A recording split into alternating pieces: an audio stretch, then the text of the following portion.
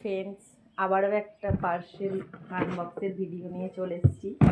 দেখো, এটা একটা মশলাদানি অর্ডার করেছিলাম সব রকম মশলা রাখার জন্য। চলো কেমন এসছে দেখে নিই। আর এই দেখো ছুরি নিয়ে নিয়েছি।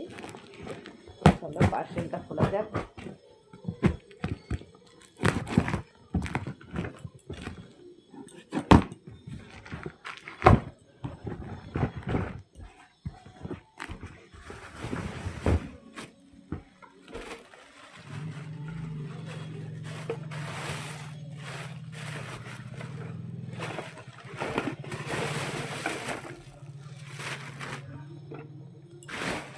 দেখো বন্ধুরা,